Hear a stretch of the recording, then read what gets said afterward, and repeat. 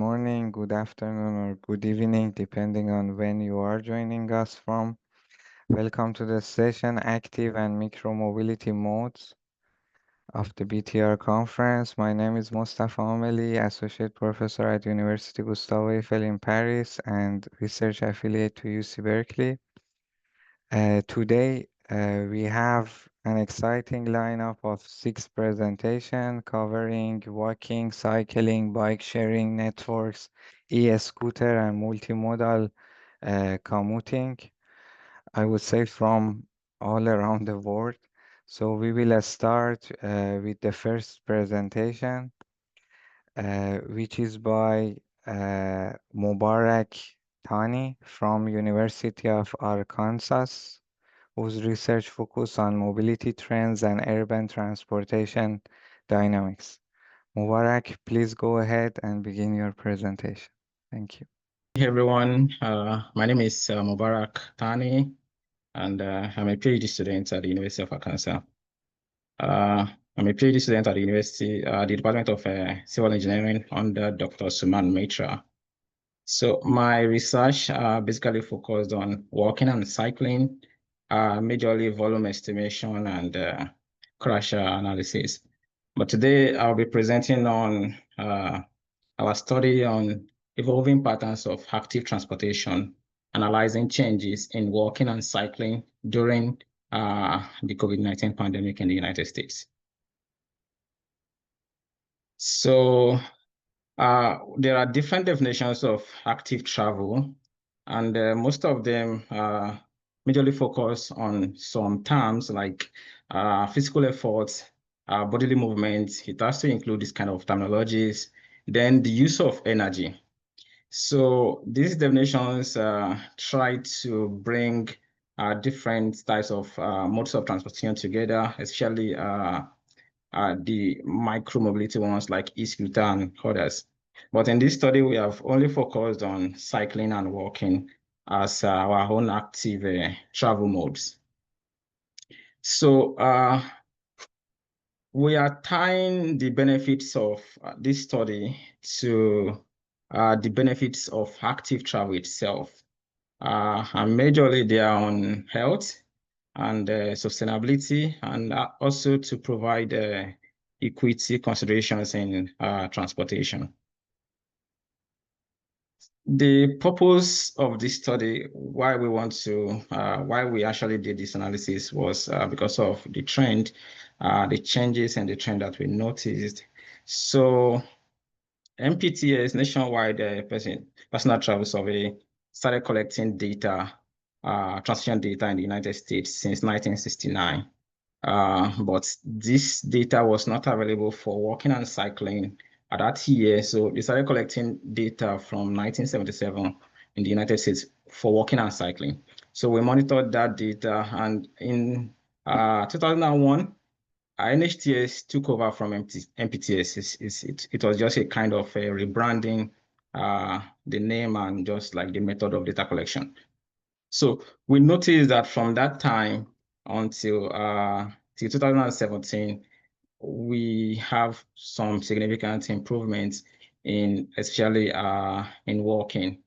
But in 2022, we have a major decline in walking activities. So we need to we want to understand what is contributing to this decline in 2022. So the aim of the study, like I said, is to analyze changes in active travel, but we're only focusing on adult Americans. The reason being that most of the travel decisions of young people, they're actually influenced by their parents or guardians. So we want to understand the travel behavior of adult Americans. And to do this, we have set 3 objectives. Number one is to understand the overall changes in the demographics, like what socioeconomic profiles is contributing to these changes. Then number 2 is to examine maybe there are some changes in the predictive factors of these trips themselves, like what has changed in predicting, like in the factors influencing cycling and walking. Then number three is to any major changes that we observe, we want to be able to trace that change over time too. So to perform a trend analysis to see that change itself before and during the COVID-19 pandemic. So COVID-19 pandemic in 2022, we are saying during the pandemic because most of the data that we have was collected in 2022. So the pandemic actually stopped officially. They declared it officially to have ended in the United States in 2023, actually May 2023 exactly. So we have this data. The major data that we used was 2017 and 2022 data. And there is this major change in data that was collected. For example, we can see that the total number of trips that NHTS collected in 2017 was like was close to like 1 million. Whereas in 2022, it's collected about just 30,000 data. So we have this huge change between the data collected. So if you also compare like the work trips that they collected in 2017, like about 28,000 work trips, then in 2022, we have just like about 1,000 work trips.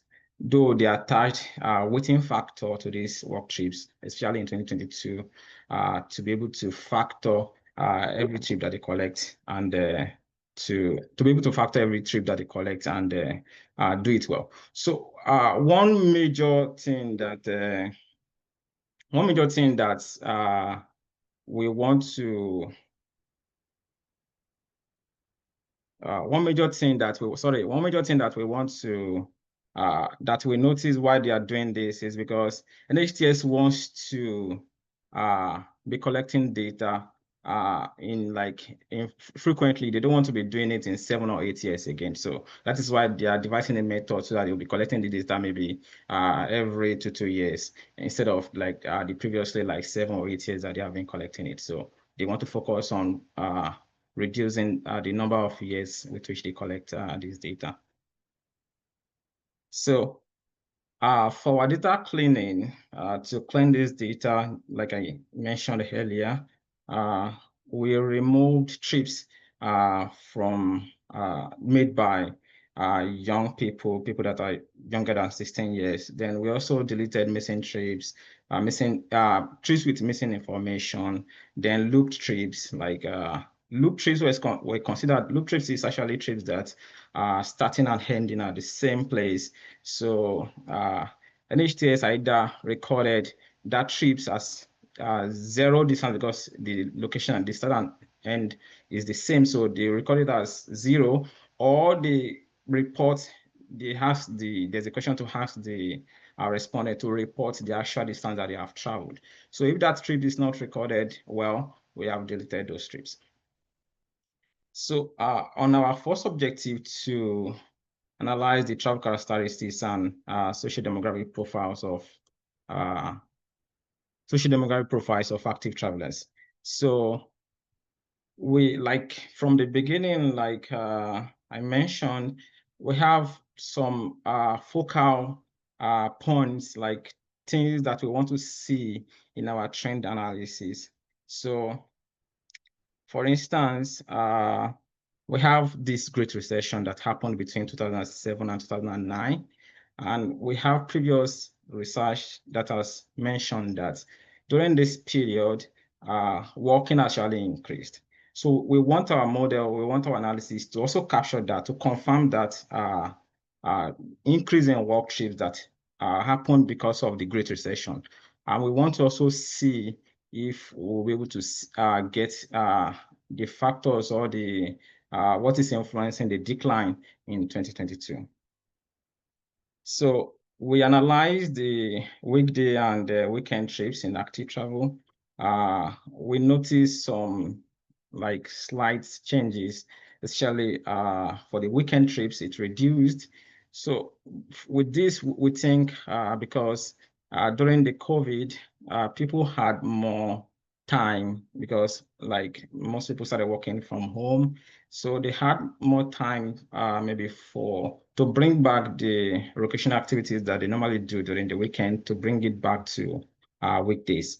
So we think that was the reason that weekend recreational trips actually decreased. So we also analyze the changes in the demographics, especially like even though the trips declined, we saw some positive changes, like some particular demographics, like contributing more to walking and to cycling. For instance, for cycling, we saw that people between 16 and 44 female, then non-white population and Hispanic population, they contributed more to these trips than they did in previous years. Also, we noticed some of the changes in the trips themselves, the trip distance themselves.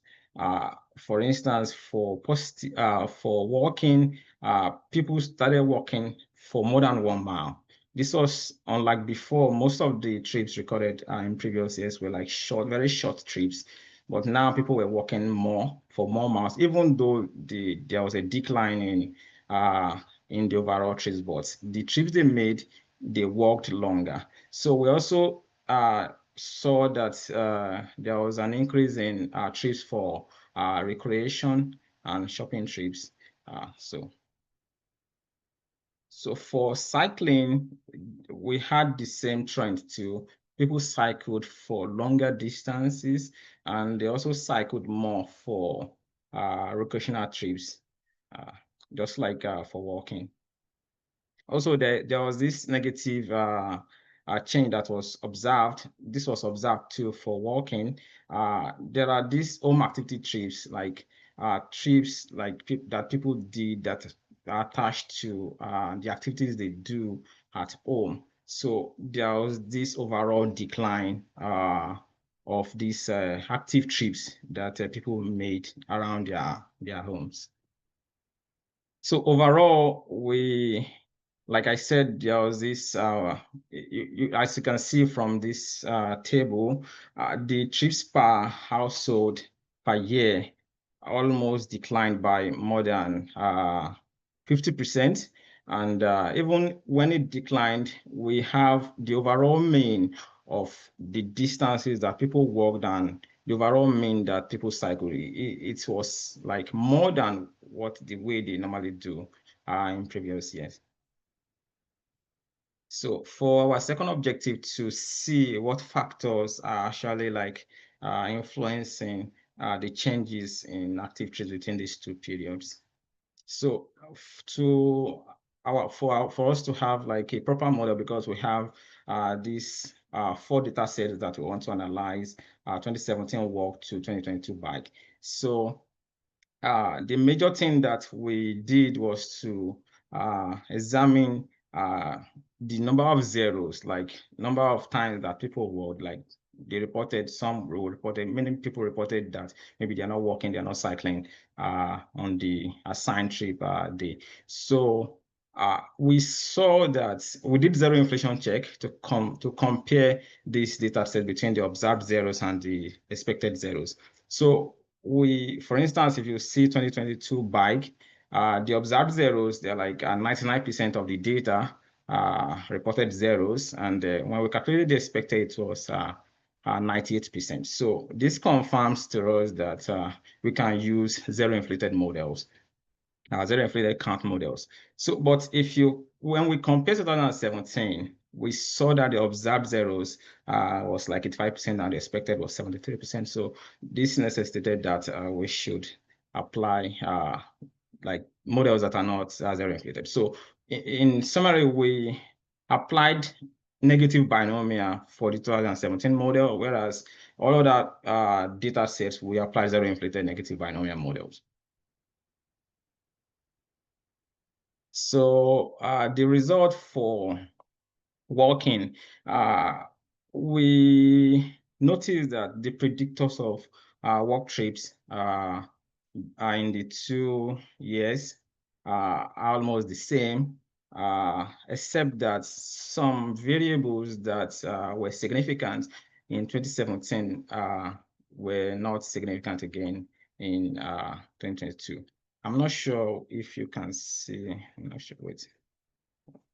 I hope everybody can see the two columns that I'm showing, because on my screen, something is blocking it. I don't know if you can see.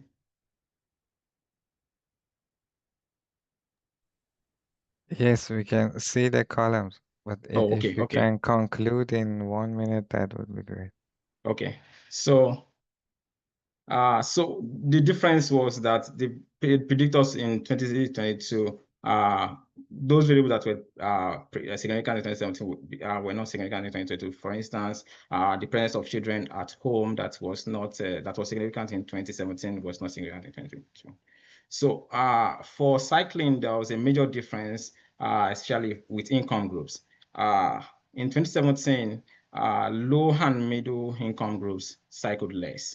But in 2022, they cycled more than the high income group. So this is like a major change that we want to analyze.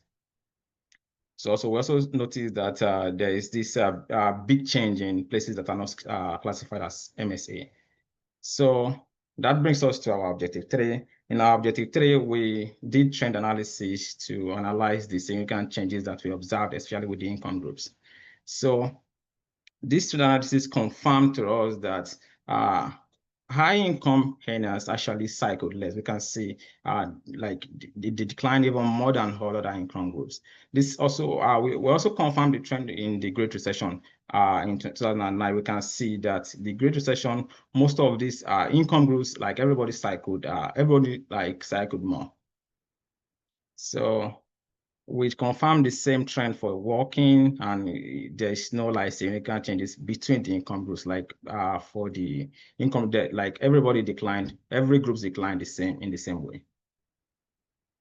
So our key findings: longer trips were made in 2022, and more recreational trips in 2022.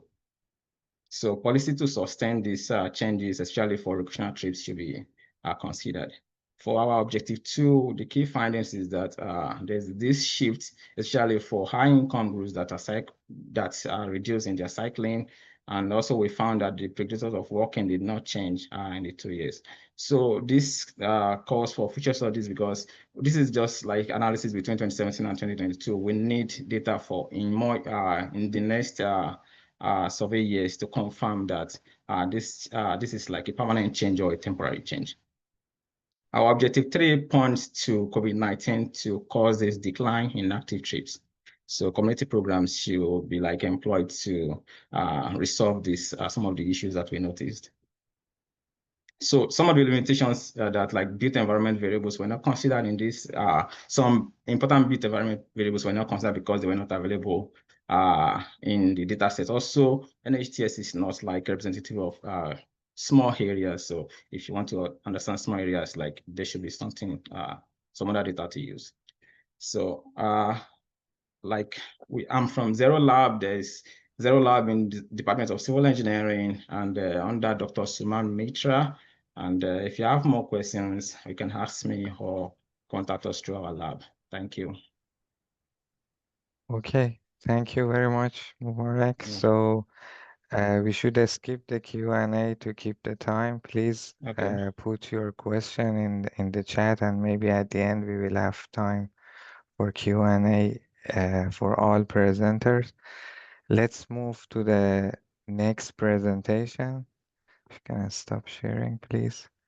So our next speaker is Samira Dibaj. She's a PhD student at Aalto University, specializing in transportation engineering with interest in sustainable transport modes, micromobility user behavior, and travel behavior modeling.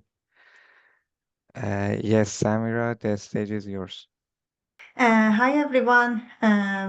Thank you very much, Mustafa, for introducing me. And today I want to present the results of our research about shared e-scooters and their effect on mode substitution. And our case study is Helsinki. I am Samira. I am a doctoral candidate at Aalto University from Finland. And my co-authors are Steve O'Hearn, he's an associate professor in the University of Leeds, and my two other co-author, my supervisor and advisor, Professor Shapayel Husuk and Milos Miladinovic from Aalto University.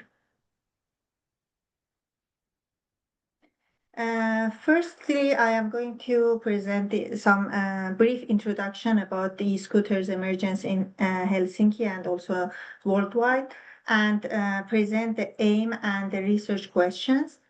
Then we are going to move on to the methodology section. I'm going to explain the case study and the data collection process that we had, and then finally moving on to the model. And after the methodology, we are going to see the results and the findings, and finally a conclusion of this research. The emergence of shared e-scooters and e-micromobility in general, they have caused a lot of changes in system level and user level mobility. These changes could be positive and also could be negative. For example, if they are causing if they are complementing public transport and they are solving first mile and last mile solutions, it's a good thing, and it could be a positive influence and consequences of shared e-scooters. But on the other hand, they can also have some negative consequences. For example, some riding issues and not following traffic rules, parking issues and blocking the sidewalks, and also increasing the number of injuries related to shared e-scooters or e-scooters in general.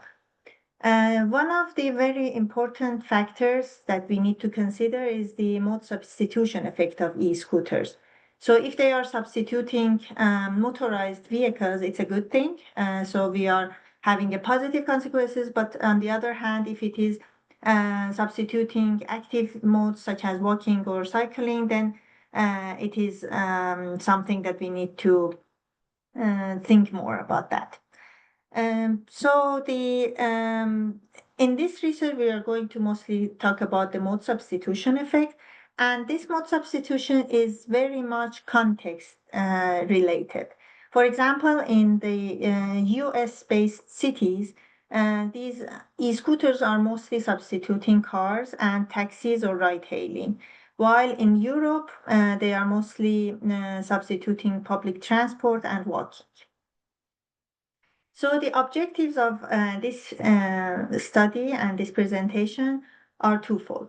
The first one is that what modes do e-scooters substitute in Helsinki? And the other objective is to understand what are the key factors influencing this substitution. We chose city of Helsinki and Helsinki region in general to do our study. Helsinki is the capital city of Finland and located in the southern part of Finland, and it contains 4 municipalities: Helsinki, Espoo, Vantaa, and Kauniainen. Helsinki, based on the travel survey data that was collected in 2020 in the city of Helsinki, most of the people are they like to use walking as their main mode. So 52% of people are mostly walking in the city. And then 20% of them are using their private car, and 17% are using public transport, and cycling is 11%. So you can see that Helsinki is such a multimodal city in its own. And shared e-scooters emerged in Helsinki in late 2018. So at the time of our data collection, which was a survey online questionnaire, there were 5 shared e-scooter operators in Helsinki. The online questionnaire was disseminated in summer of 2022 through social media, LinkedIn, the City of Helsinki's website, and some e-scooter operators' applications. And through this questionnaire, we gathered overall 7,700 respondents. After cleaning the data, and by cleaning I mean selecting only the ones who were either living or working in Helsinki, and then removing the incomplete data, we finally had around 2,000 e-scooter non-users and 2,500 e-scooter users. We are utilizing this 2,500 e-scooter users for this study to investigate the mode substitution effect of e-scooters. And in this questionnaire, there were several questions that were asked containing the usage frequency and e-scooter ownership, private e-scooter ownership, reasons for using e-scooters, socio-demographic characteristics of the users and non-users, definitely, the impact of shared e-scooters on people's personal mobility and also on society. We also asked some specific riding practices to see if they are doing these kinds of practices, such as riding in groups, tandem riding, like doubling on one e-scooters, or being like a delivery person using these vehicles. And we also asked about mode substitution. In our study, we chose to use a binary logic model to see like which modes are they substituting. The question of mode substitution was asked in this way. So we asked, because of using e-scooters, I am, for example, walking. They were saying, I am walking less. They could choose one of these options: less, same, more. I don't know, I don't have this option available to me. So we asked this question of mode substitution for 6 different modes, as they are walking, cycling, bus and tram, metro and train, taxi and ride hailing, and private car. This is one of the examples of one of the respondents that they answered. For example, this particular person said that she is walking less and also using taxi and ride hailing less than before because of using e-scooter. But she is using the same amount of cycling, the same amount of bus and tram, and the same amount of metro and train. And this particular person never used cars. So this person said that this option was never available for her. So this was the way we asked the question. Based on based on the data, we found out that 153 users selected the same for all of the options. So it kind of implies that this person is not substituting any mode because of using e-scooters. So this could be, this could mean that the scooters are only like producing another trip purpose for this person, not replacing something that was previously there. And so we ended up with developing 6 binary logic models, and the dependent variable was this. If the respondent selected less in mode substitution option, it is 1. Otherwise, so if this person said same or more, it was 0. We also excluded I don't know and I don't have this option available to me because they were very less number of respondents in that case. So the results revealed that we are only looking to the less column, which is the mode substitution. The results of mode substitution in Helsinki revealed that most of the people are substituting taxi and ride hailing with 55% here. And the next mode that was substituted is bus and tram, as it is some kind of a mode that is known as a slow public transport mode, especially in the city center area, where the person could easily get an e-scooter without waiting for the bus or tram to come, or without locking herself to the schedule of public transport, and easily can substitute bus and tram with almost the same amount of money that she will pay. The third mode that was substituted is private car, and then it is walking. And the last two modes that were substituting in Helsinki are cycling and metro and train. So metro and train, because they are, in a sense, they are for the trips that are for longer distances. They are the ones that are least substituted by e-scooters. So this is the outcome of the binary logic model. As you can see, we have 6 different columns for walking, cycling, bus and tram, metro and train, taxi, ride-hailing, and car. The main factors that influence mode substitution include shared e-scooter usage frequency, the private e-scooter ownership, trip purpose, reasons for using an e-scooter, user demographics such as age, income, and plus residential location. For example, private e-scooter ownership, as you can see in the table, private e-scooter owners are more likely to substitute taxi and ride-hailing, followed by cycling and bus and tram. For the regular users, regular shared e-scooter users are substituting almost all modes with the highest likelihood of substituting metro and commuting train. It shows that if someone is a regular user, more using it more than twice per week, we have called these people as regular users.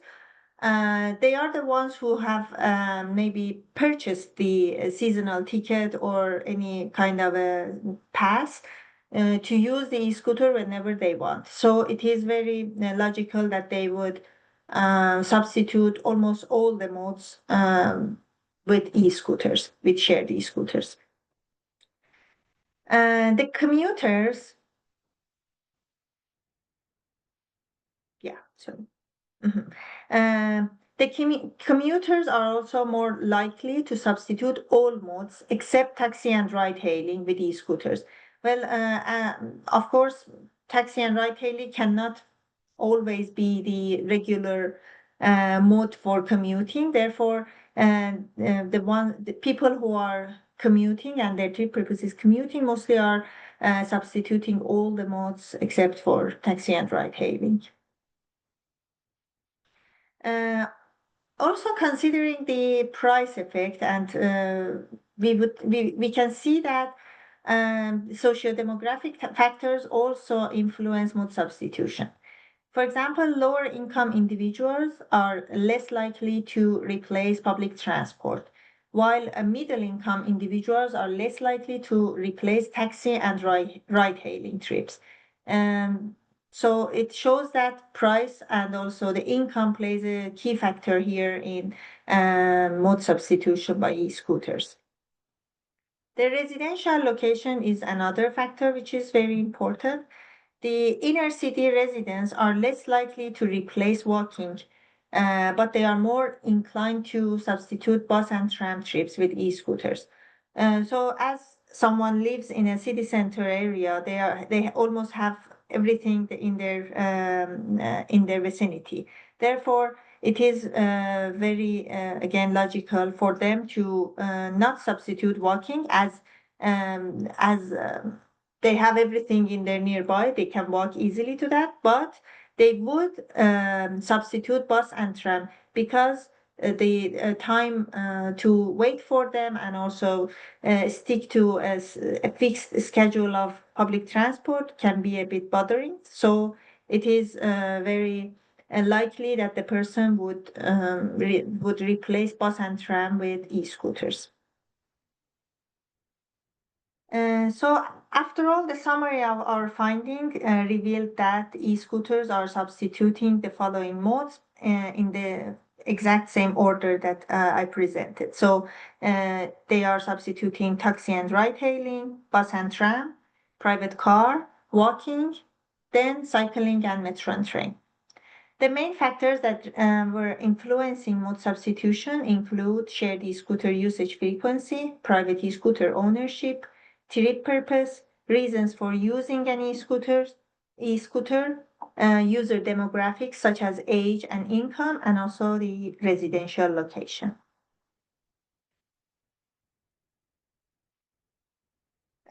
The conclusion of our finding reveals that, firstly, the way that we asked the question of mode substitution in our questionnaire was not about the last e-scooter trip. It was a bit more general than that. We wanted to see the overall effect of e-scooter emergence in their daily mobility, in their mobility life, to see how it has substituted.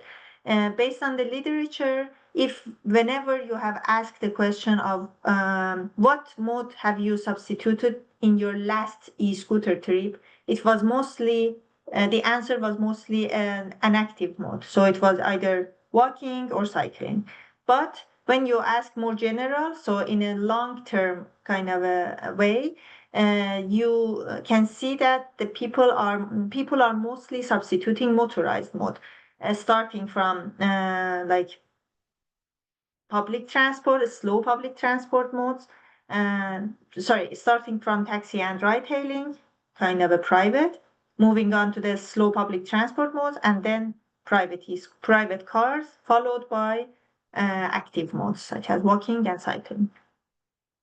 The key factors that were very much influencing the mode substitution were price, usage frequency, trip purpose, and also private e-scooter ownership.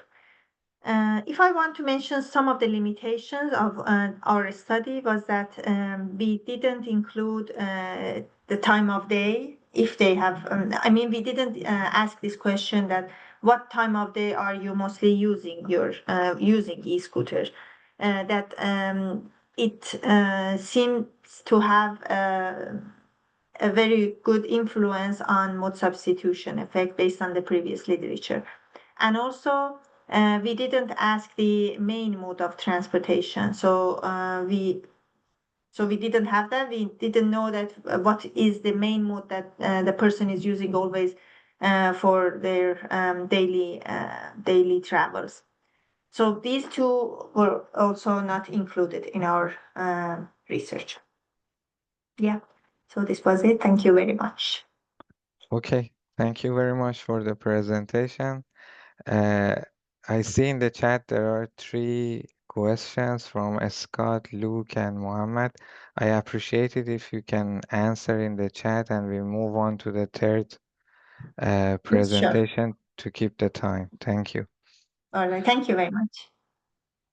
Yes, so our third presenter is Danny G, if I'm not mistaken, a recent graduate of the University of Texas in Management Information Systems and Liberal Arts honors. Now is working in tech at Capital One, also pursuing a master in data science. So Danny, please take it from here. Hi, I'm Danny, and I'll be sharing about expanding Austin's Bikeshare system.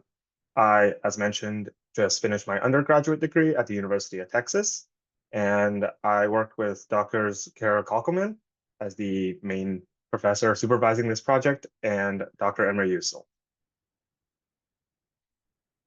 So,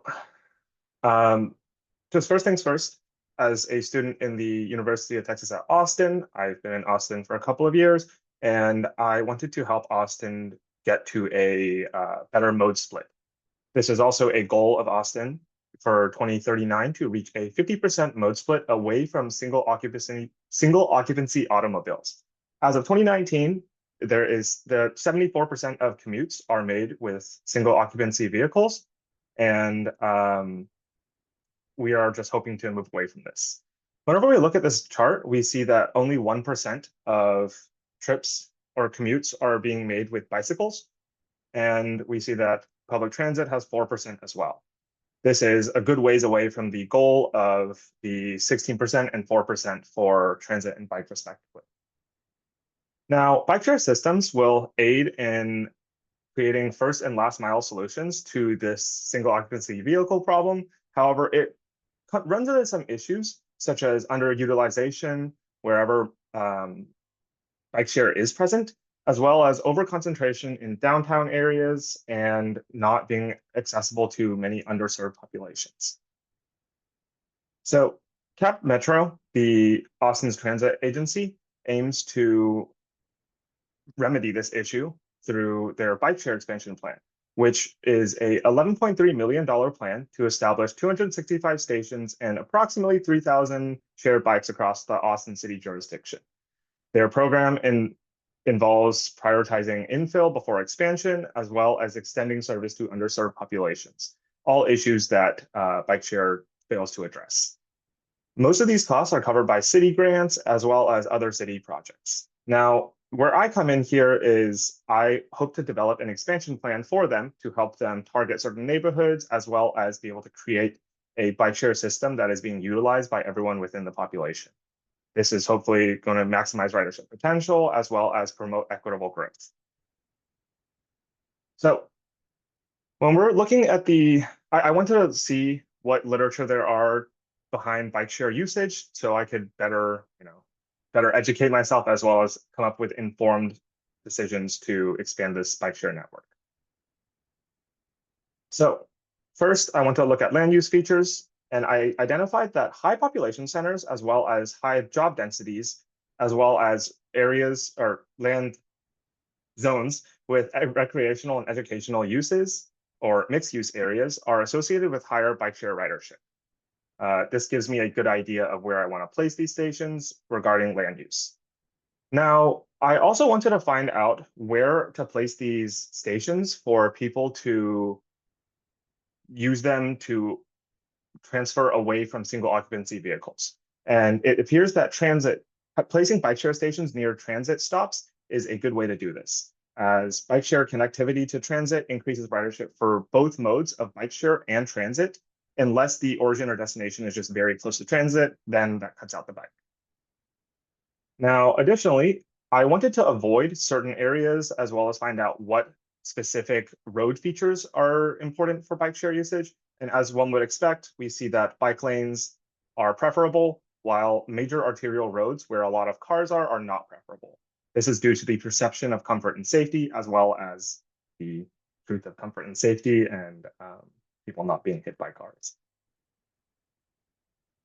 Now, I also wanted to look at how I can improve the demographic access to bike share, and just to see how ridership trends have functioned throughout history of bike share.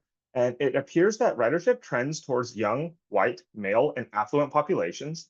And contrary to that, the persons of color, as well as lower income populations, have less likely to have access to bike share, and when they do have access, they're less likely to use it. Now, additionally, within these underrepresented groups, cost, safety, and cultural attitudes are barriers for people to use bike share. Okay, so now that we've looked through some literature, I wanted to see what sort of data sets we could use to estimate what future bike demand might be like. So currently, I have access to the Austin's bike share station locations with, as of April 2025, there are 73 active bike share stations. Within these stations, their number of docks average at about 13.5 with a standard deviation of 3.5 docks per station. The median is 11, and the smallest dock is smallest station only has 5 docks, while the largest has 23. Now, to model this and to see what future demand would be like, I utilized a agent-based travel modeling platform, which is Polaris here. Actually, Kentaro in this call helped me out with that. And this simulated 2035 projected short auto trips, walk trips, and bike trips for the average weekday. The agent-based travel modeling platform that was used considers population data, as well as street network data, and the income-derived value of time of individuals on this that are being simulated. Now, I chose specifically short auto trips because the average bike share trip length is approximately less than 3 miles. So I wanted to keep the majority of the trips under that range, but also include trips that were longer, such as bike trips and walk trips, just to have a good distribution of data. Furthermore, Austin's Metropolitan Planning Organization provided traffic analysis, zone data, and land use details and demographic data to better inform our study here.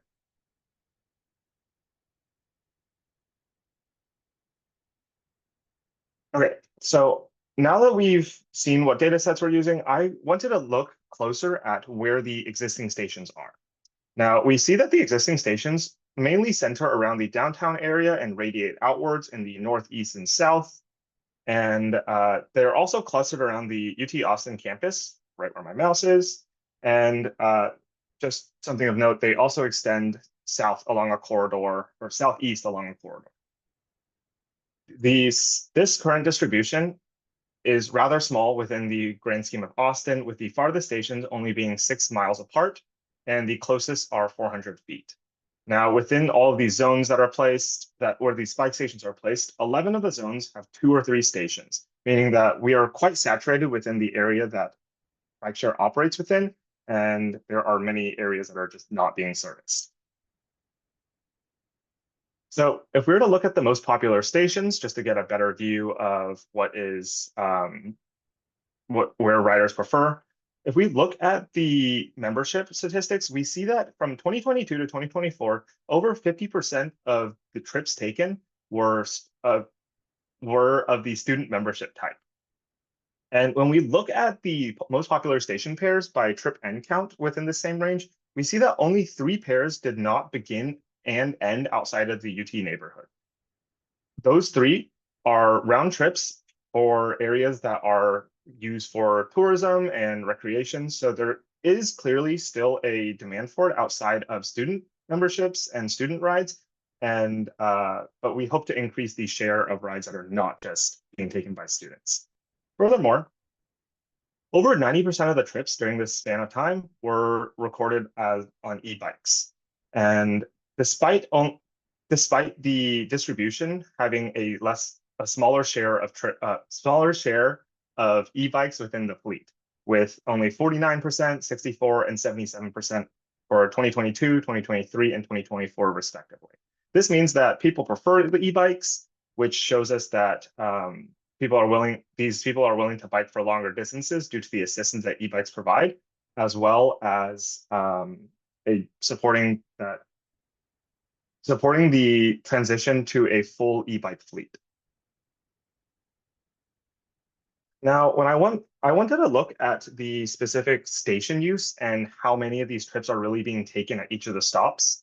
And we see, as the data supports from the previous slide, that the majority of trips are being taken around the UT campus here with the larger circles, and downtown has a couple, but everything else is fairly spread out.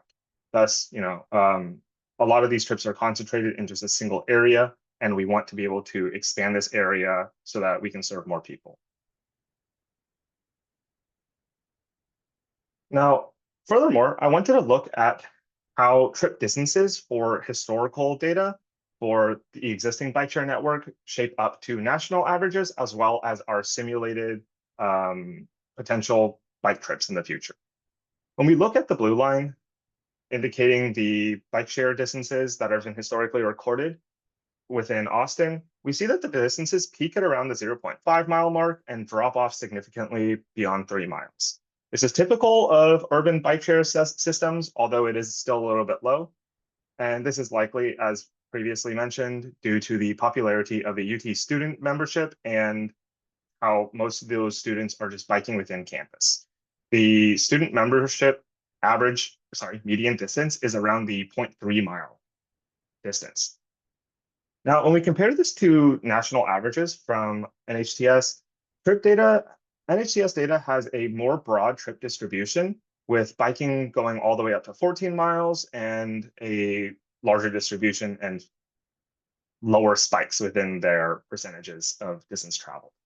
This includes not just bike share, but also bike trips from personal bikes and likely represent recreational biking as well as biking for exercise.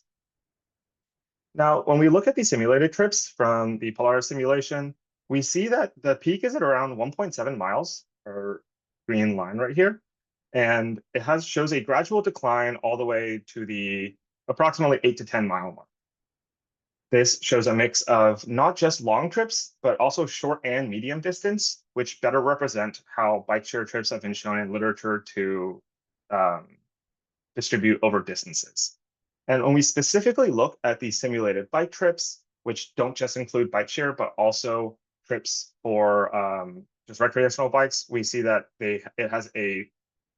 it peaks at a longer distance, and these trips appear to be mostly recreational. Now, when we look at, I wanted to find a good demand estimate for potential bike share usage, and trip ends per acre seem to be a good estimate. Although the bike share and the simulated trips do not align, the estimate wouldn't have to align here because we're not looking to reflect current demand, but future and latent demand. This past bias the past trips have been biased towards UT students as well as UT stations, so we wanted to expand what demand is focused in. The likely future demand centers include the current area that is being covered, as well as areas beyond the Central Business District and the UT campus, as well as areas in Central East Austin around here.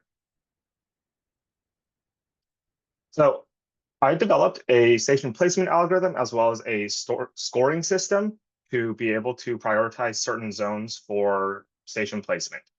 For each zone, this also pays respect to the values found in literature, as well as the the transit agency's goals of equitable expansion.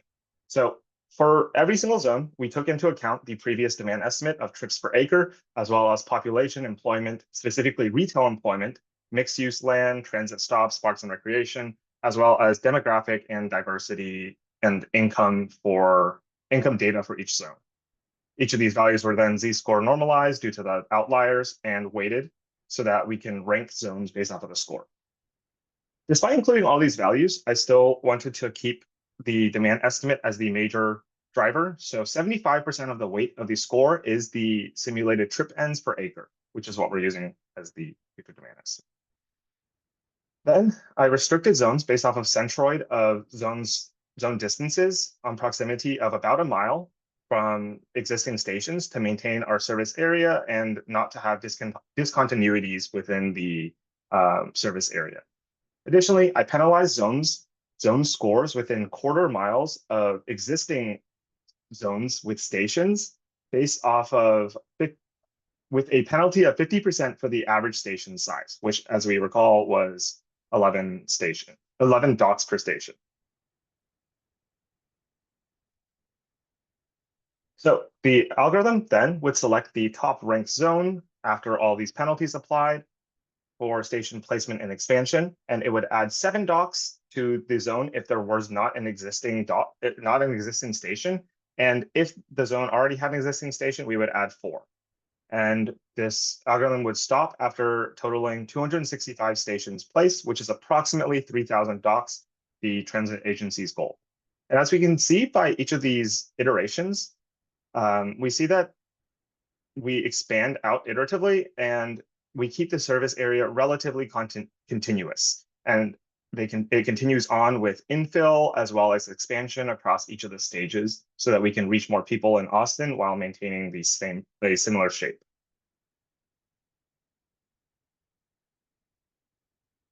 So when we look at the specific map that I proposed, we see that the majority of stations are still concentrated within the downtown area, which appears to be where demand is the highest, but it radiates out in a much larger than it currently exists. Over 174 new zones were added, as well as 1,902 docks. This expands our service area by nearly a factor of 10, from 5.2 square miles to 48.9 square miles. And the population within each of these zones went from around 50,000 people to 440,000 people. This new area also includes 1,000 new transit stops compared to the 152 currently. And this extends into North Austin as well as Southeast Austin, as opposed to the current central business district distribution. Sorry, Danny, I appreciate if you can conclude in 2-3 minutes because I see there are multiple slides remaining. Yes, we'll be done shortly. So for Austin, we see that Austin is able to have a larger population as well as larger areas served by micromobility. More retail areas are connected as well as residential areas, likely increasing foot traffic to local businesses and increasing the number of transit stops served. More parks are accessible, which will lead to a healthier Austin as well as more recreation and possibly improve tourism. Now, importantly, within the equity component, we see that the number of low-income zones increases as well as the number of diverse demographic zones. Now, when we look at this from the city of Austin's point of view, we see that this project is worth funding.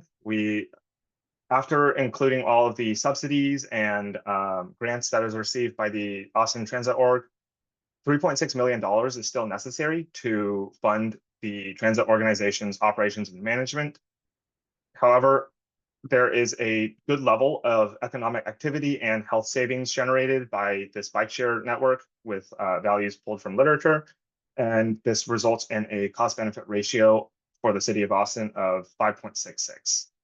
Public benefit for trip would amount to $4.08. Now, for Bikeshare members, this would also be a good, it would be very worth it for them. According to literature, they save $8.42 per trip on avoided fuel costs. And after about 7 Bikeshare trips per month, monthly members can save up to $700, while annual members save over $800.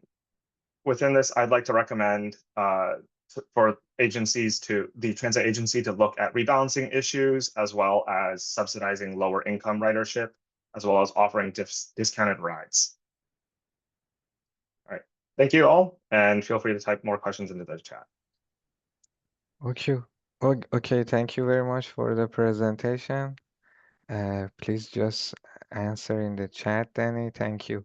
Let's move on to the fourth presenter, Diana Sanabria, from University of British Columbia, whose work examine active transportation and cyclist behavior. Diana, please go ahead. Amazing, thank you. Hello, everyone. Thank you for your interest in this research. This work explores how considering cyclists' energy expenditure preferences can improve transportation network design overall. I'm Diana Sanabria Barbosa from the University of British Columbia, and today I'm presenting on behalf of a joint project with Dr. Alex Pigazzi and Dr. Elmira Bergician. Okay, to start, as you may know, cities are rethinking how we move. We can see this as part of UN's Agenda 2030. There's a global push to create transportation systems that are not only affordable, but also sustainable. And cycling is pretty important. Cycling stands out as a key piece of the solution. We know that it is clean and efficient, and also it has the power to cut emissions. Not only that, also traffic, and also improve public health. And now in cities around the world, we are seeing real momentum.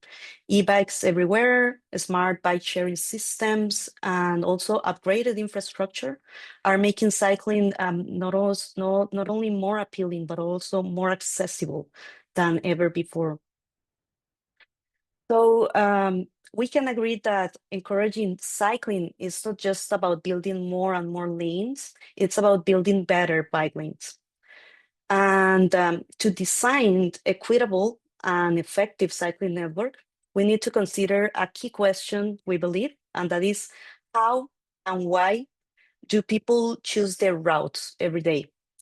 And this is when route choice modeling becomes a powerful tool. It helps us analyze cyclist behavior in a very structured way. So later we can support the smarter planning decisions that make cycling more attractive to more people. So far, research has made progress in understanding how cyclists respond to different factors, for example, traffic volume or cycling infrastructure. And also we can see in literature that there's a clear trend about recognizing that route preferences aren't one size fits all. So then many models consider preference heterogeneity. But we found that there's a missing link in much of this work, and that is energy expenditure preferences. So while physical effort clearly influences how people choose their routes, it is often treated as an outcome, something that we measure after that choice is made, instead of a motivator of that choice. So we can see also that some studies basically use proxies like elevation change, or assume that cyclists avoid hills and steps to save energy, but those assumptions are not fully tested. Also, it's important to notice that cyclists avoid, not all cyclists avoid effort. Some of them actually look for physical exertion or for fitness or for personal challenge. So this makes the issue a bit more complex. And let me further explain with this simple example of what we mean. Here you can see two cyclists going from the same origin to the same destination, but they take a very different route. As you can see, one chooses a shorter but steep path, and the other chose a longer route, but with a more gradual elevation gain. So we believe that these decisions reflect more than just distance or time. We think that they reflect personal preference around physical effort. And that's exactly the gap we aim to address with this work, how cyclist energy expenditure preferences are reflected in their route decisions. And our hypothesis is that different people will have different route preferences, but because of their different energy preferences. So to explore how energy expenditure preferences influence route choice, we began with real-world data. These figures here shows OD pairs collected through a 2017 active travel survey in Metro Vancouver.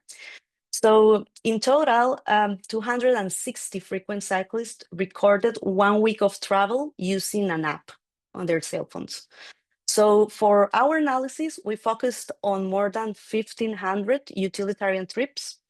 And this rich data set gave us trip-level insights into everyday cycling behavior across a very wide range of conditions, of cycling conditions.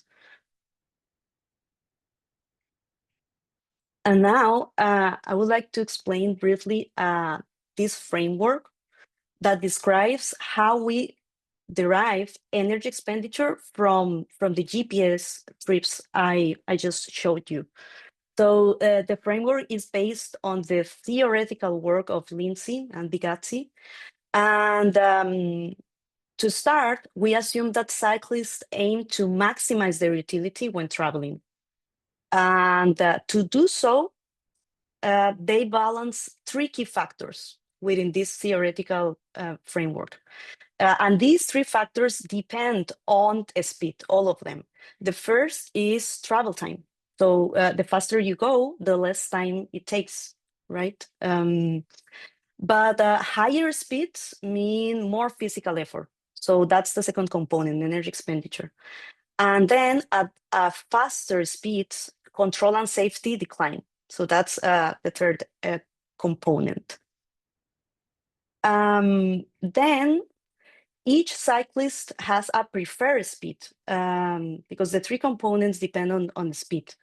So that preferred speed is the one that best balances those trade-offs among time, energy expenditure, and control. So is this preferred speed that we can estimate an important value, the trade-off between energy expenditure and travel time. which we like to call the marginal rate of substitution between energy and time, or simply MRS. So this variable measures the cyclist's unwillingness to expend more energy, which means pedal harder, to reduce travel time, which means go faster. So in another study, Bergishan and Bigazzi estimated that MRS values range from 0.05 to 0.95, and the unit is minutes per kilometer per kilocalories per minute. So higher values like 0.95 correspond to less willingness to pedal harder to save time, which means that a high MRS cyclist values conserving energy. And on the other hand, in the green figure here, we have a low MRS cyclist who values saving time, which means they are more willing to spend energy by pedaling harder. Another important element of the work is this variable. So to understand why cyclists choose certain routes, we also needed detailed information about the physical conditions that shape their route decisions. So for each GPS trip, we characterize the observed route using a set of link level variables. And this slide shows a sample of those variables. So for each route, we can capture elements like grade levels, types of cycling facilities, ADT levels, or bridges or steps, for example. So now that we have covered the three core data elements, the observed GPS trips, how we derive cyclist energy expenditure, and the characteristics of the network, we can move on to the methodology. So this is where we bring together those elements to model how cyclists make route choices, but mostly what's the role of energy sensitivity. So first of all, to start building a route choice model, we need more than just the route a cyclist actually took. We also need to know what other routes they realistically could have taken. So that's where choice set generation comes in. So from a broad set of potential paths, we assume that cyclists mentally narrow this down to a smaller group of routes that they might reasonably consider. And to do that, we used an iterative algorithm to create that final choice set for each observed route. And this animation shows an example, so multiple plausible alternatives between an OD pair.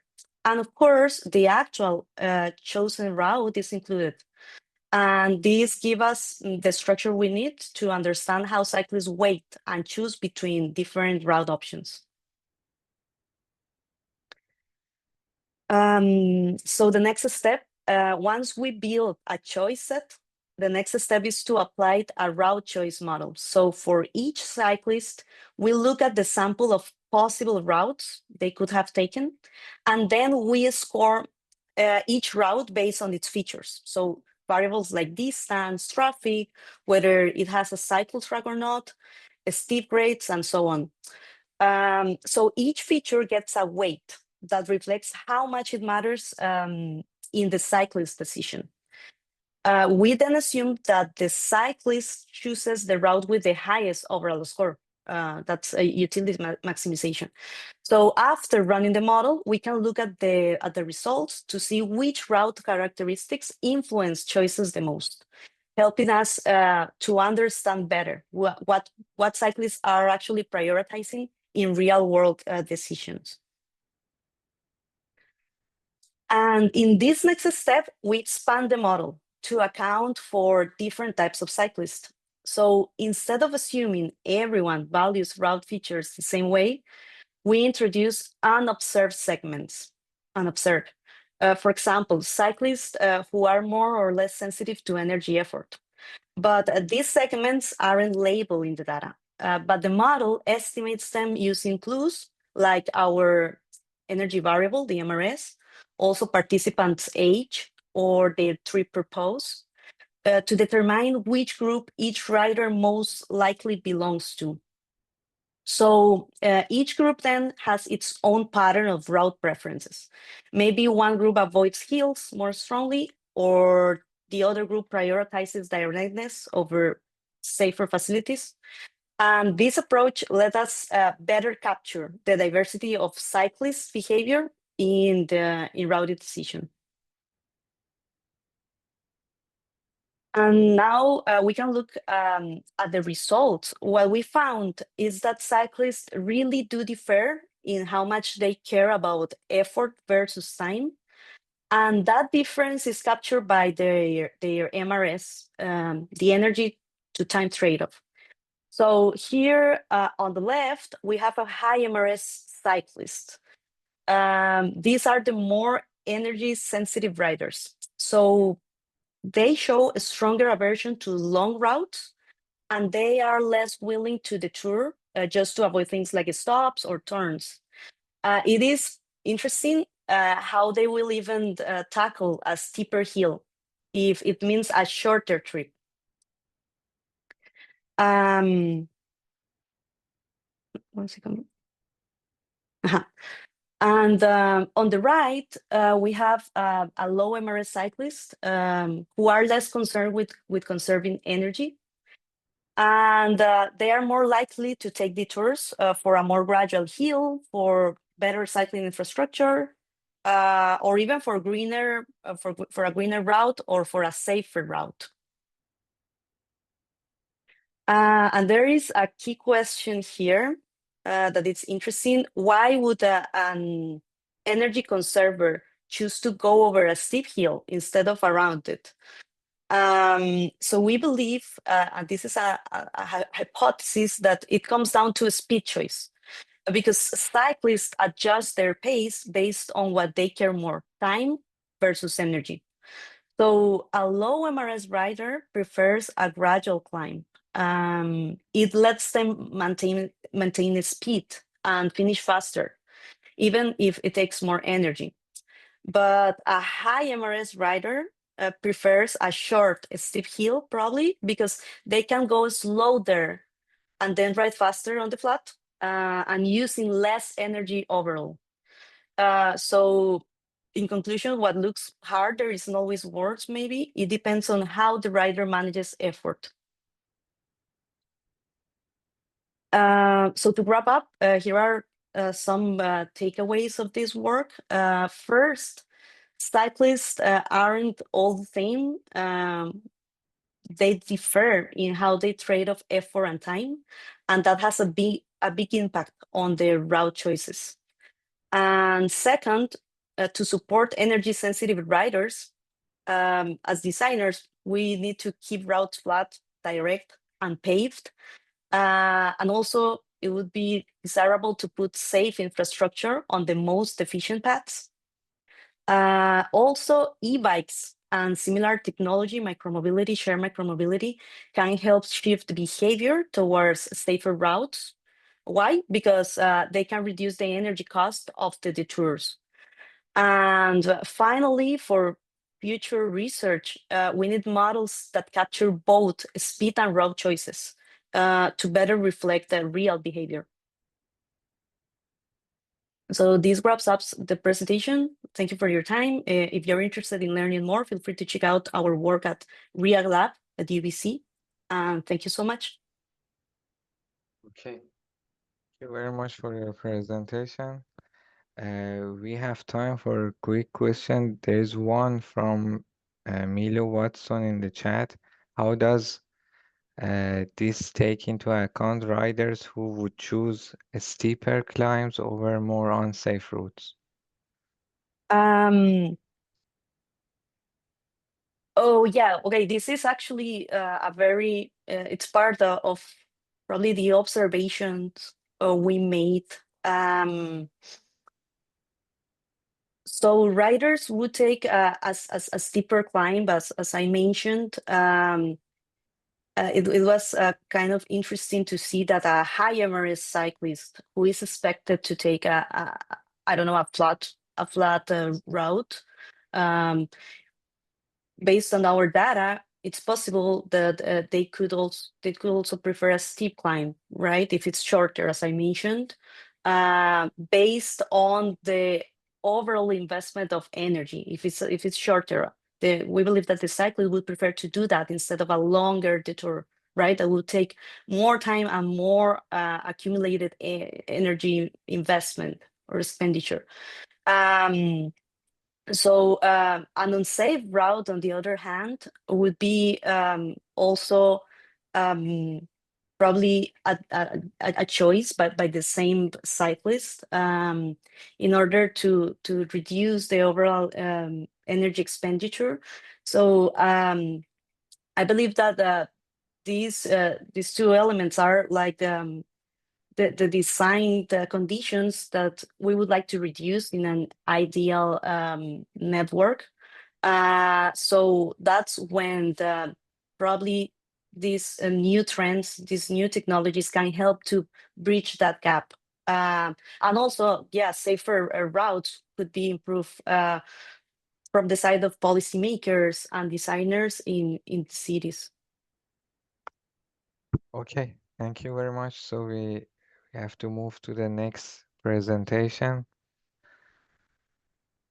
Yes, so our next presenter is Shihab Noor from IUT Bangladesh with research interests in micromobility and transportation planning. So Shihab, please go ahead. Thank you so much. I'm Shihab Noor, and my co-author is Ishayat Alam. And uh, today in this BTR conference of this year, our presentation is all about the geographic and demographic factors influence on e-scooter trips in Kansas City.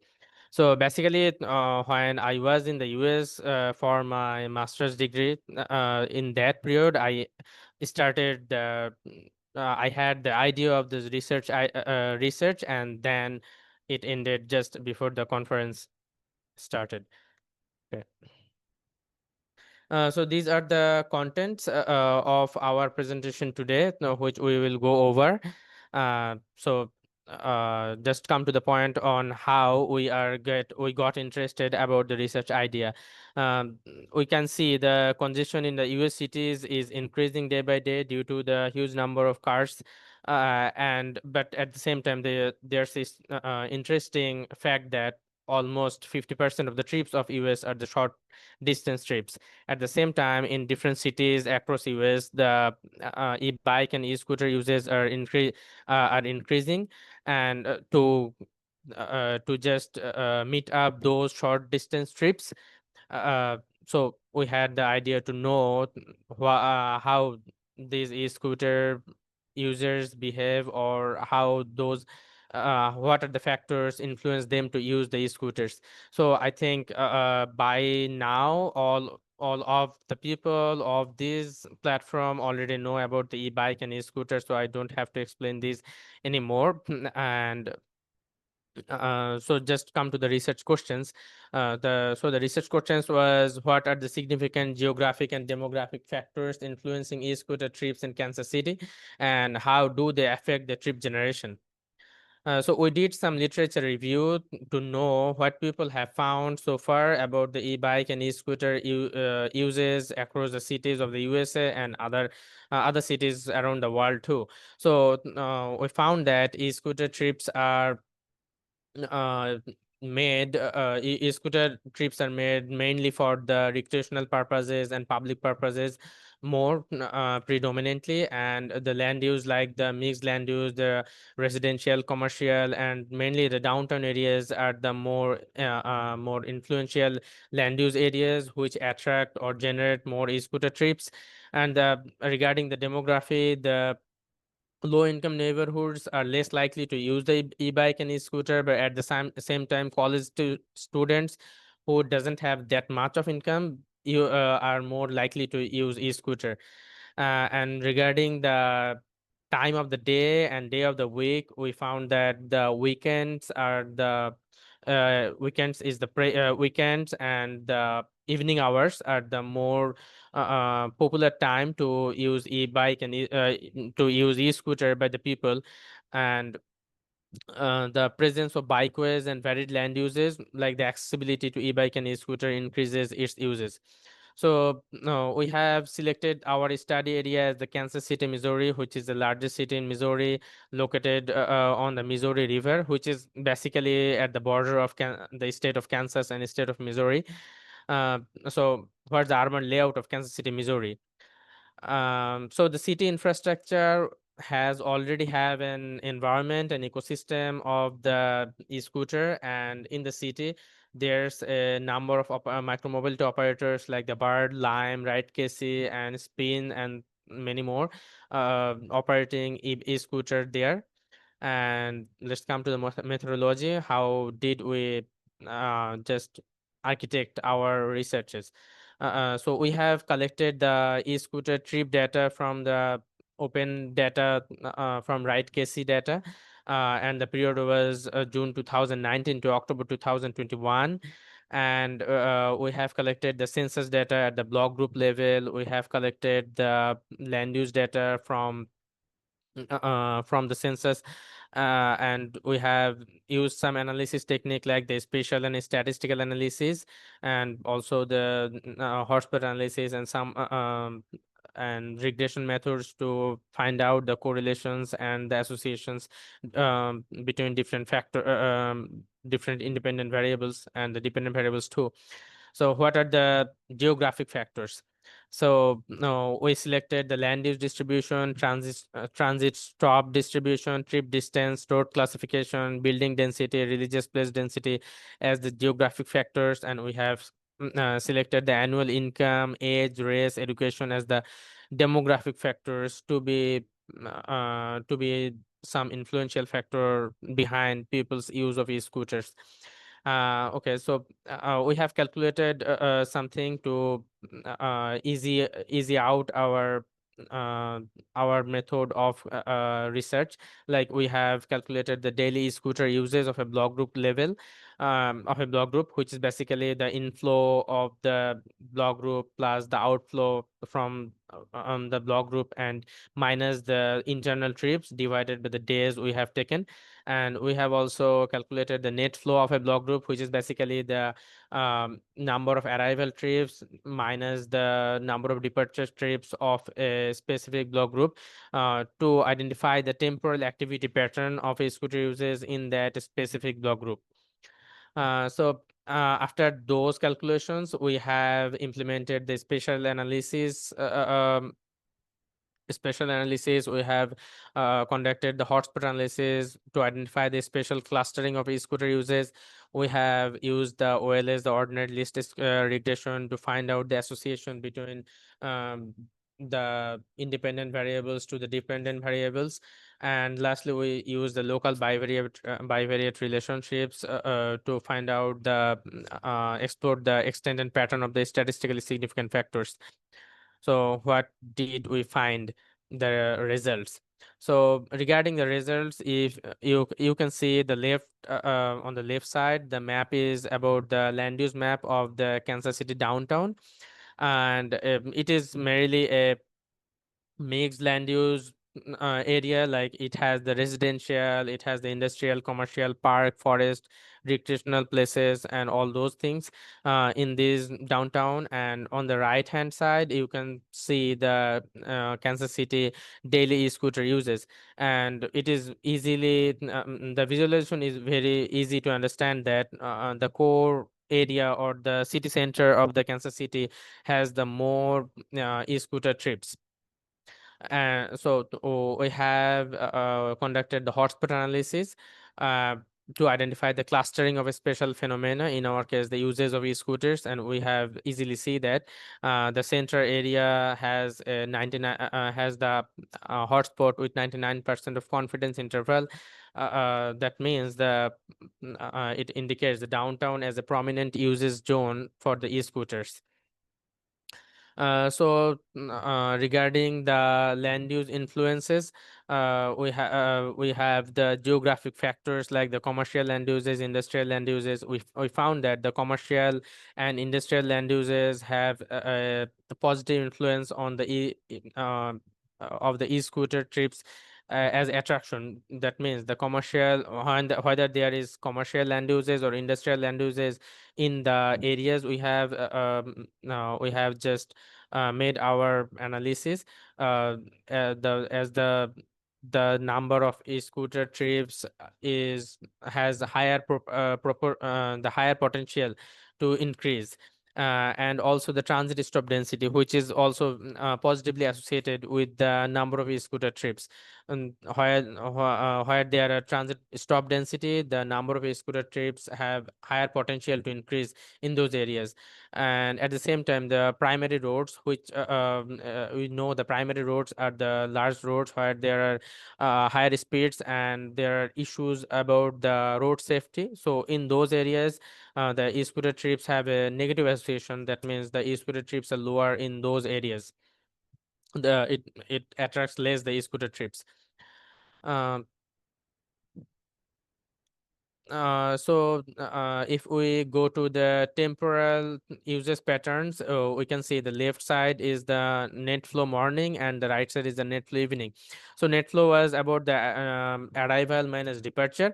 That means during the morning, there's positive value. That means the arrival is higher than the departure. Red means the places where the arrival is higher than the departure, and green means the places where the departure is higher than the arrival. That means the center of the city, or the CBD, central business district of the city, has more arrival during the morning time. That means most of the people's destination is around the city center or the CBD areas. CBD areas, and during the evening time, the city center is green. That means most of the people who use e-scooter, they just go out of the city center during the evening time. So basically the morning trips converge in the downtown neighborhood due to common destinations, and net flow in the evening are more spread out, indicating a lot of leisure activities. That means people are going out from the city center after the office hours, and they go in different places because their purpose of travel is varied in that period of time. So all analysis indicated that the downtown Kansas City, the bustling central business district, Kansas City, Missouri, to be a major trip generator. So just if we recap, the most daily usage was seen around the downtown Kansas City, and the net flow indicates inward flow toward downtown in the morning and outwards in the evening. Hotspot analysis also shows the clear hotspot around downtown, and OLS results show there are some positive and negative association between the some independent and dependent variables. So what the downtown has? The downtown has the Crossroad Art Districts, Crown Center, Country Club Plaza. Like the downtown has different types of land uses, and like the universities also different types of land uses, and people have different types of purposes to go to the downtown during the morning peak hour. And if we see the temporal uses pattern, it is very easily seen that the weekends like the Sunday and Saturday have significantly higher number of e-scooter trips than the weekday trips. And if we can see even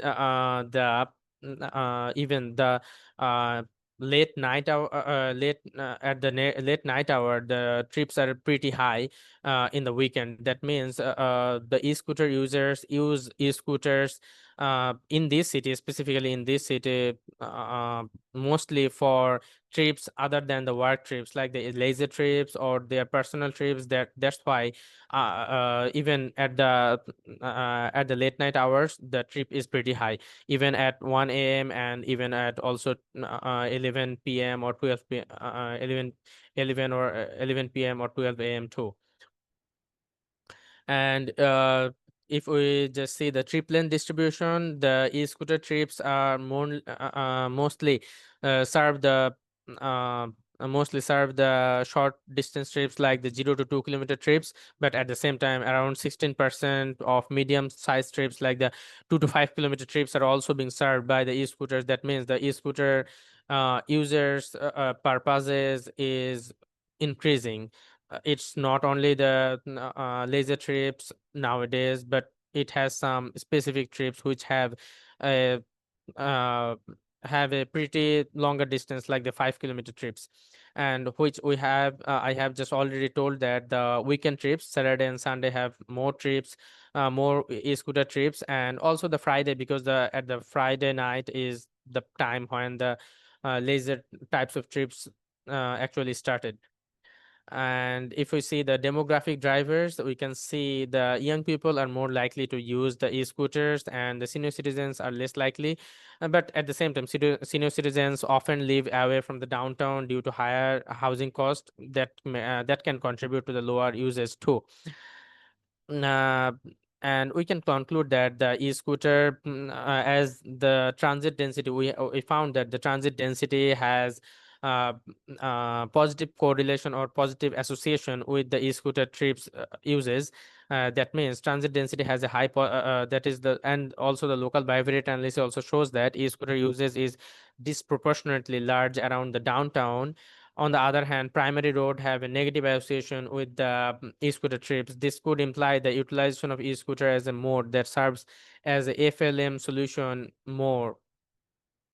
And what are the key takeaways so far? So the downtown and its surrounding locations are the more are the places that attract the e-scooters more. The mixed land use and the high commercial and recreational areas are the areas which attract the e-scooters. The proximity to transit stops, the streets inaccessible to the streets accessible to public transit, young users, weekends and evening peak hours, and mainly the short distance trips. These are the attribute of higher e-scooter trips in a city like Kansas City. So the what are the implications? So the research indicates that micromobility services are actively covering transit gaps. It indicates leisurely purposes are big of a factor as commuting, and if we can, the safety issues are the main issues, probably the main issues for senior citizens. Uh, less likeliness to use the e-scooters, and it also highlight micromobility's broad appeal and lack of OS-based disparity. So how the cases micromobility can be improved? So we have just given some of the recommendations, like if they ensure the ample e-scooter or bike so that the demands of mixed use zones are met, and if they can identify the transit gaps and place micromobility stations resourcefully, like the another research just before me showed that the simulation and like the placement of the stations can improve the e-scooter uses, and if the stations can be placed near the recreational zones, it can increase the e-scooter uses. And if the more safety can be ensured, in that time the senior citizens will be interested to use these modes. And if the students can be given flexible subscription plans, it can also increase the e-scooter uses, especially in the city, in the Kansas City. Okay, so that's all from us in this presentation. And if you have any question, you are free. Feel free to ask the question. Thank you. Thank you for the presentation. Is there any question from the participants? Okay, maybe I just ask a quick question about like shared mobility, if it is in your use cases that can also compete with the micromobility. Do you have any insight about the shared mobility services, ride sharing? And the second one is about the data that you use. Is it open or is Uh, so regarding the shared micromobility, I didn't work on it in specifically in this research. And regarding the data wasn't open, but we sent an email to get the data, and we just give them an official letter to use the data for the academic purposes, like that we got the data in that way, but it's not just open to download from their website directly. Okay, thank you very much. Thank you. So if there is no question, we can move to the final presentation.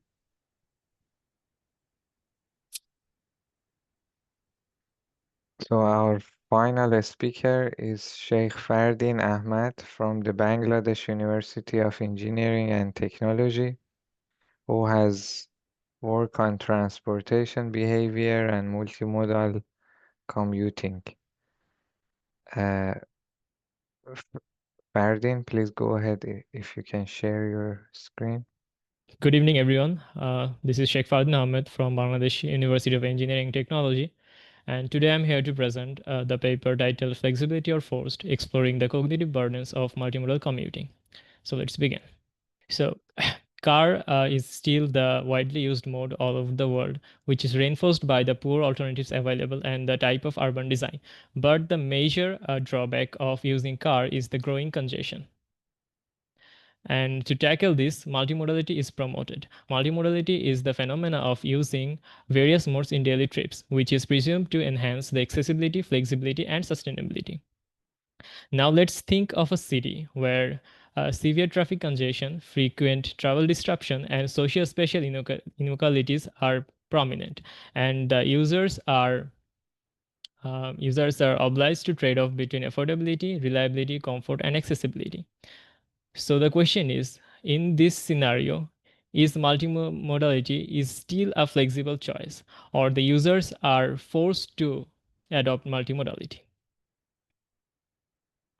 So the research objective is to reveal the structural drivers, the cognitive burdens, and the motivational differences behind multimodal travel. And the research answers the following questions.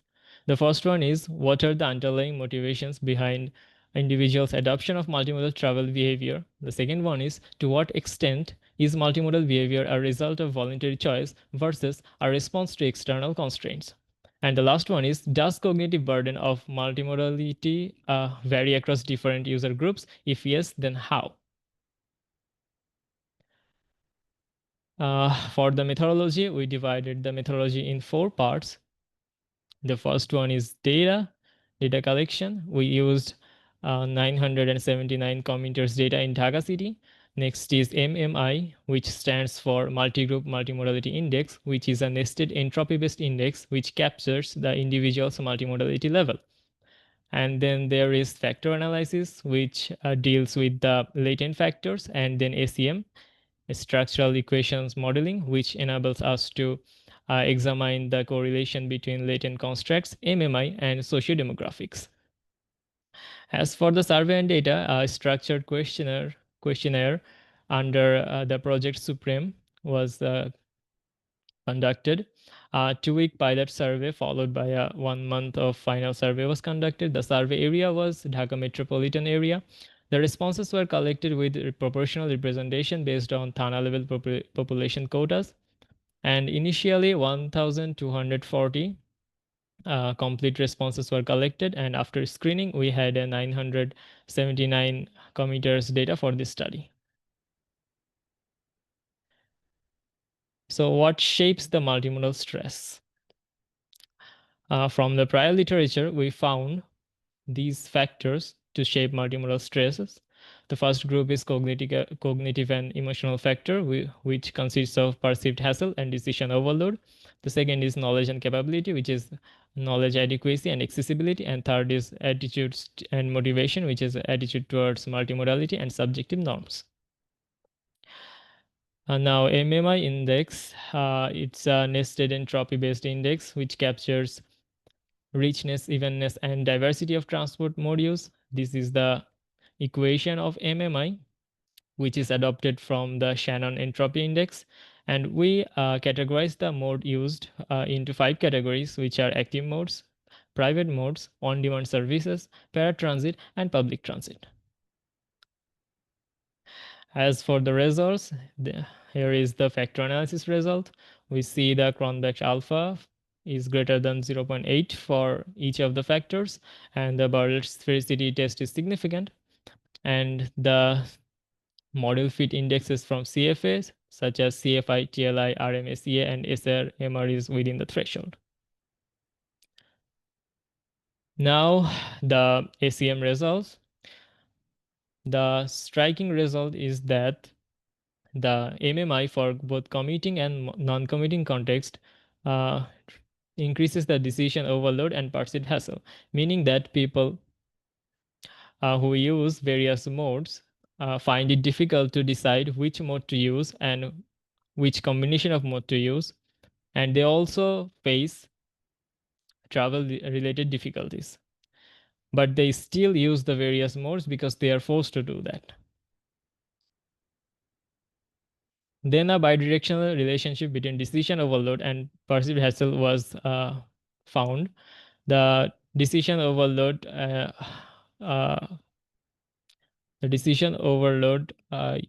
reinforces the perceived hassle, and the perceived hassle again amplifies the decision overload.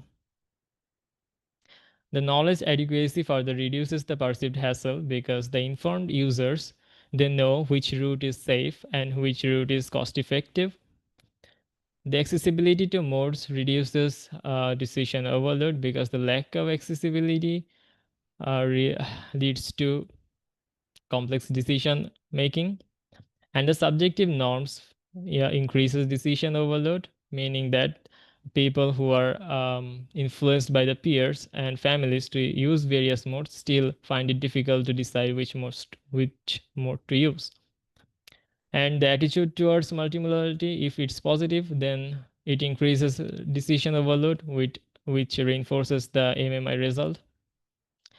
And for the socio-demographic results, we have age and low income groups are associated with perceived hassle, meaning that age and low income people are to compromise their comfort and convenience to use various modes. Again, perceived cost of own motorcycle and ride-hailing bike are they reduces the perceived hassle because in Dhaka, motorcycle is considered as accident-prone mode of transport, so that the people they may exclude bike from their daily trips deliberately. But a Laguna, on the other hand, is considered as one of the most affordable mode of transport in Dhaka. So people who still find the cost of Laguna expensive, they might be in a greater financial strain. Moving on, years of dwelling in current household reduces both decision overload and perceived hassle because of the familiarity with the neighborhood and surrounding road networks. And lastly, heavy bus users, they face greater perceived hassle, and heavy rickshaw users, they perceive greater decision overload. And the policy recommendations drawn from the results are for the adequate knowledge, we can improve real-time information and trip planning tools. We can also introduce multimodal hubs for seamless transfers between modes. And only just infrastructural development is not enough. We need to acknowledge the mental burdens. And also we need to address the non-work travel needs. In conclusion, for the majority, multimodality is an induced reaction forced by constrained access, economic condition, and disjointed transport arrangements. And multimodality will only be a successful alternative when systems are designed to enable not just travel, but understanding comfort and effectiveness. These are the list of the key references, and thank you for staying with me. And you can ask your question in the chat box. Thank you. Okay, thank you very much, Ferdin. So any question? There is one question in the chat, but maybe it's not related to your presentation. So Yes, one more question. What are the fare structures like on the different systems? Are transfers between modes possible without a separate fare? Fardin, you're mute. I'd like to answer that in the chat box if that's okay. Oh, okay. Yeah, sure.